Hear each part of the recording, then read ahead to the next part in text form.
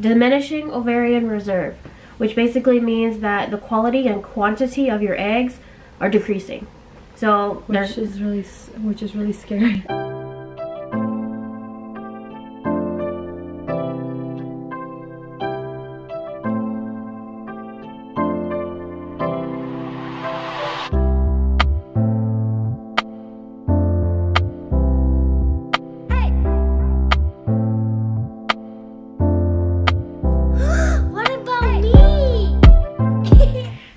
It's Imogen Giselle, and we're here to give you guys an update about the IVF process, because we've kind of like stopped posting videos for a while. It's only been a week, but it feels like it's been a long time. Yeah. We went on our consultation and they gave us a lot of information, but since we're gonna go through every step with you guys through the IVF process, we're just gonna wait to tell you guys everything that they told us, like how it's gonna go, until it actually happens, so it doesn't get too confusing. The first step that we're doing is, well, okay, so the first thing that anybody has to do, you have to wait for you to get your period. And luckily when I went in for the consultation, I was already on my period, so I didn't have to wait. So we got to get started right away.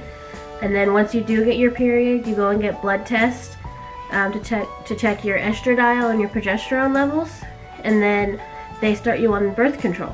And so right now I've already gotten my blood taken and I'm on birth control right now, and I'm going to be taking that. So right now she's taking the birth control until they tell her to stop, and then she's gonna go in.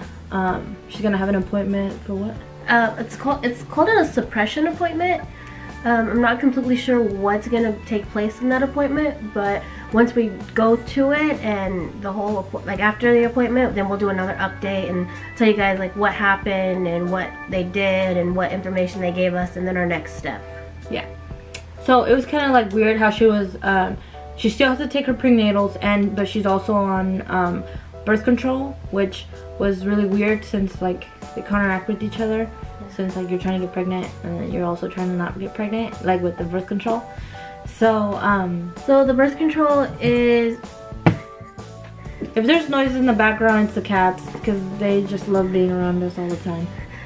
So the birth control is kind of like to postpone or pause ovulation, so that way you don't ovulate and drop your eggs that you're trying to grow.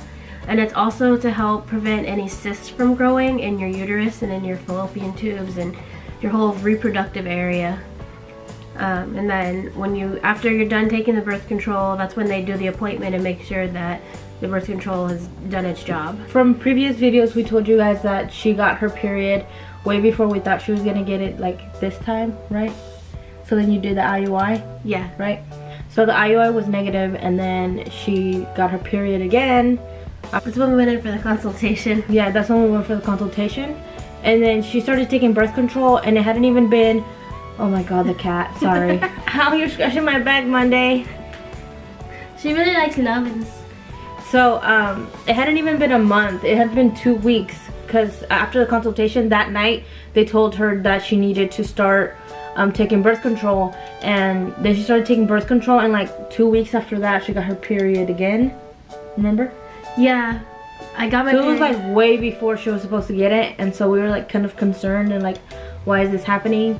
And I guess it happens when you take birth control, but we didn't know because it was like her first time ever taking birth control. Yeah, not to say that it will happen, but it's okay, and it's a possibility that it does happen. Because I contacted our clinic and said, hey, I've been on birth control for 9 days, and it's 14 days after my period started, and I got my period again. And they're like, that's fine, just make sure you keep taking your prenatals and your birth control, and when you come in for your appointment in like a couple days, we'll make sure that everything is still good. Yeah, so it was like really weird. That was like one of the things.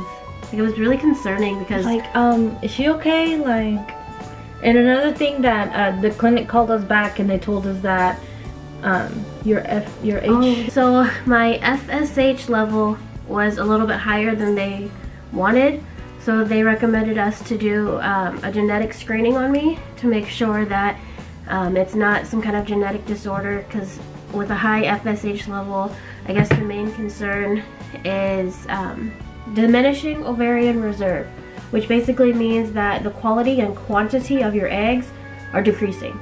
So which is really scary. Yeah, so you're not producing, well, because when you're born you have all the eggs that you have, but diminishing means that they're dying faster and they're not as good quality as they normally would, or in someone who is like really fertile. They just want to like do the genetic screening to make sure that it's not that, because I think they don't want it to be above a 12, and it was like at a 12 point something, so they're like, they're a little concerned, but everything was still like everything was still going to go as planned, but they just wanted to do that genetic screening to make sure. Yeah, and it was like really weird because when she first started her IUI cycle stuff, it was normal, and now she went through 3 IUIs, and I don't know if the medication did it or something, but now it's like not normal and it's high, and so they asked for her just to be sure to do a blood test so they can check for that to see, you know, see what's going on. So we're waiting for that to come back because that one takes like 2 weeks for it to come back. I want to make sure that we tell you guys like all the processes that we had to go through. So after the consultation, she was on the birth control, and then later on the nurse called us back. Did she tell you, then she told you the results for the blood test that were good? Yeah, she called us back and told us the results for the blood test, and then after that we still waited a little while, and then we got another phone call and they said that our calendar is ready. Yeah, so they get your calendar ready, so they set out everything, like all the medications you're going to be taking, when you're going to be taking them, how much you're going to be taking of them, when your shots and everything like that. So they have everything set out for you, and so that's good for us. That way we know, like for work, when we need to do things and when we, you know, need to do whatever, and the times and stuff like that. When they called and gave us the results from the first blood test, that's when they said we recommend go ahead and doing this other blood test for that FSH to find out why it was so high. And so when she called us about our calendar, we went ahead and made the appointment to go in and do that blood test the next day. Yeah, so then we went in and did that blood test. Now we're waiting for that. Oh, the next thing after that is she said that we had to call our insurance to make sure that we use the pharmacy that our insurance will cover through for all the medications. So we called our insurance and we asked them to give us the pharmacy name and the number. Then after that, we called the nurse back and told her what the pharmacy was that they covered through, that our insurance covered the medication through, and they okay, so this is what we did so that we knew how much everything was, and that way we knew how much the medication was going to be, because like the IUI, the insurance covered some of the medications but not all, and each time it like covered less, I think. Yeah. Like especially for the trigger shot.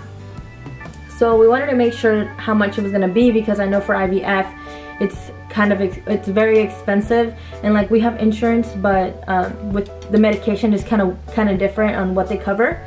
So what was really nice, what the insurance lady did for us, and what if you're going through IVF and you have insurance, you should ask them too. Like, don't feel shy to ask like what everything costs, because I mean they're there to help. So what she did was, since we already had a list of all the medications that she was gonna take, we went ahead and asked the insurance lady, hey, is there a way that you can check how much it's gonna cost for us after the insurance went through and stuff like that? So she's like, she mentioned all the medications that she had, and the lady actually told us the price for everything that is gonna cost us after insurance goes through. Like, not the price that we'd pay if we didn't have insurance, like the price that it would be after insurance. So that way we'd know and have like the money ready for when it ordered and was coming in. So that was really nice. It was a long list, but the lady was really nice and she really helped us out. And it really put us at ease, because we've never been through IVF. We know it's expensive, but we don't know how much. Especially when you have insurance, you don't know how expensive it actually is gonna be, because they might cover it all, they might cover it some, they might cover it like less than you think. So yeah, it was really good that we knew exactly how much it was gonna be. So like we kind of rounded with the money, with the prices that she gave us on how much the medication was going to be after insurance. So it's going to be like about $1,000. So we know to put that money aside, so when the medication gets ordered and shipped and they charge us, we know we have that money there set aside for that.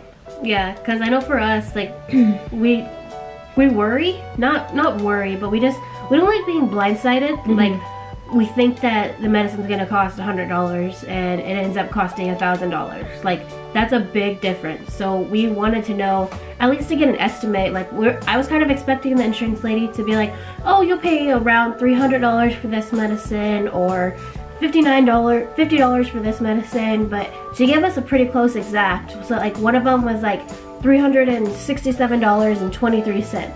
Yeah. She said that was also like an estimate. Yeah. But it was like a really close estimate, because she typed in my insurance, like she had the insurance, she typed in through the pharmacy, and she typed in the exact medication, the dosage, the quantity, everything. Yeah. And so that's a pretty close estimate. So we added all of that up, and that became around $1,000. Yeah. So even if you have all the medication and stuff like that, and you tell them all the medication, ask them about the syringes and the needles, because there's different types of needles that you're gonna use, and they cost different prices. So you can ask them about the needles too if you want to. Don't be scared. I mean, they're there to help. So yeah, I was kind of nervous. I'm like, it's a long list. Should I ask her? And I was like, yeah, ask them for all, so that we know for sure what we're gonna be paying. Yeah, she was like, if she's not talking to you on the phone, helping you out, she's gonna be helping somebody else, because it's her job. I mean, so yeah, while you have her on the phone, just go ahead and ask her. So I'm like, okay, I'll ask her. So I asked her everything, and she was really nice about it. Yeah. So then after that, like, we got what we wanted from the insurance, and then we told the clinic, like we told the nurse what pharmacy to go through, and so they put in the order for the medication, and then later on, 2 days later or 1 day later, we made sure we called the pharmacy and made sure that they had the prescription, that everything's gonna be ready, and yeah, everything was good. So right now we're just waiting, and the medication should be here pretty soon, like on Friday the 20th. Another thing with IVF that's different from IUI, price-wise, is when we were doing the IUIs, they just charged us at the, like, when we left the clinic, they charged us for what was before, and so that's what we were paying, and it wasn't a lot. It was like $100, maybe sometimes $20 and stuff like that. But for IVF, they have, since our insurance has us pay the 10% of what everything costs. Yeah. We talked to the financial aid lady, which they talk to you when you go on your consultation, and she told us that 10% of the cost of everything that they're going to be doing, like sonograms and everything like that, they have everything planned out. So they just have everything, like, you don't have to worry, they plan everything out for you. So she just did like 10% of what they're all going to do, like, was $1,200. So that's the money that we have to have the next time we go on our appointment, which is on the 20th. So that's another thing that we have to make sure we have, is $1,200 for the clinic, and then the $1,000 for the medication. That's all gonna come out on the 20th. Yeah, and so like the reason we pay that up front is because whenever we do like the sonograms or the blood tests, instead of having to pay each time, we pay up front, and they just take the money out of that and then pay it off. So we don't have to worry about paying, but only once. Yeah. So they're just gonna take it out of that, and if for some reason they don't end up using that money, which I'm pretty sure they are, they'll probably refund us the rest. Yeah, and then if we need to pay more, then we'll pay more at the end. Yeah, so. And they want to do that because with IVF, you're going to be going to the clinic more frequently than with an IUI. They're going to be making sure that they check her hormone levels, because they don't want her, they have to be where they want them, because they don't want her to start ovulating and then mess everything up, because the medication she's going to get is to grow her follicles as, like, more than the IUI. With the IUI, it did like 1 or 2 follicles.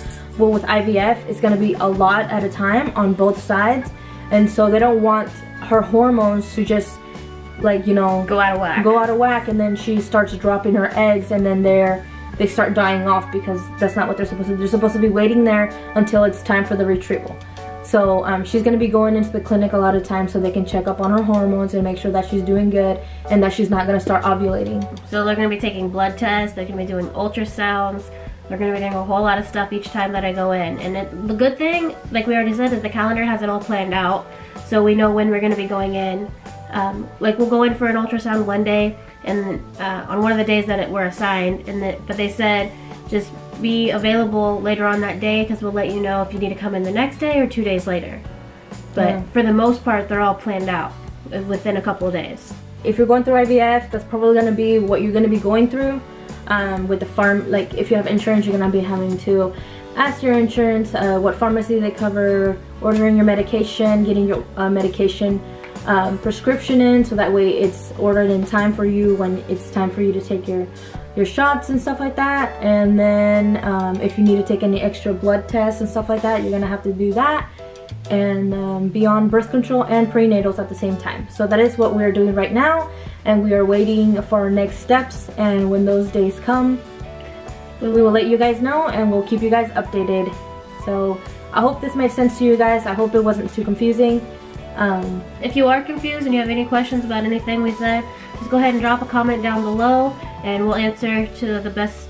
We'll try and answer in a different way, so that way it makes more sense. That is where we're at right now, and I hope you guys enjoyed this video. If you did, make sure you guys hit that thumbs up and subscribe if you're new, because we're going to be showing everyone what IVF is all about, all the bad and the good and everything like that. We'll see you guys when we go back to the clinic for that appointment, and we'll let you guys know how that goes, and when we get our medication. Yeah. We're actually going to show you guys everything that's in that box. So follow us on Instagram also, because we might put some pictures up there before we make the video. So if you want a sneak peek before YouTube sees it, make sure you follow us. Yeah. Alright guys, I hope you guys all had a wonderful Valentine's Day, and we'll see you guys next time. Bye!